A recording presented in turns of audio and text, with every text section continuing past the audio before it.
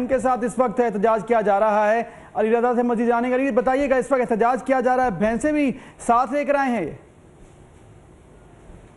जी बिल्कुल, देखिए दूध का जो मसला है वो ताहाल हल नहीं हो सका। इस वक्त मैं खुद भैंस कॉलोनी में मौजूद हूँ, जहाँ पर ये एहतजाजी सिलसिला और ये मार्च जो है वो जारी है।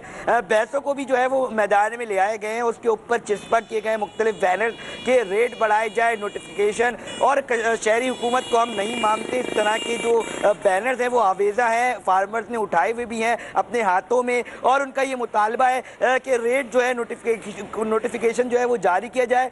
उनका यही कहना था हमसे बातचीत करते हुए कि बहुत सारे मुज़ाकरात हुए, मगर वो जो है नाकाम इस बात तो हुए कि कमिश्नर कराची जो है वो किसी भी तौर पर रेट में जो इजाफा करने को तैयार नहीं है, और ना ही शहरी हुकूमत किसी भी किस्म का मुतबादिल प्लान देने को तैयार है। अब जो ये काफिला है, जो मार्च जो एहतजाजी मुजाहिरीन है, वो नेशनल हाईवे की तरफ जा चुके हैं। ताहम हमारे जराए जो पुलिस के हैं वो बताते हैं कि हम आगे जाने से इनको रोकेंगे, क्योंकि पूरा नेशनल हाईवे किसी भी करने नहीं दिया जाएगा। जबकि जो फार्मर्स हैं वो ये कहते हैं कि हम हर सूरत रेड जोन तक भी दाखिल हो जाएंगे, तो नेशनल हाईवे बंद करना तो कोई बात नहीं।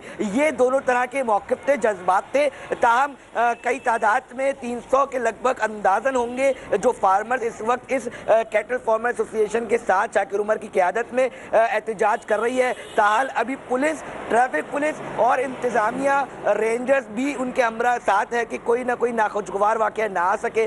ताहम इनका जो सिलसिला है वो आगे बढ़ चुका है। अब देखना यह कि नौजवान जब हाईवे की तरफ आगाह करते इस पर एहतजाज जारी है।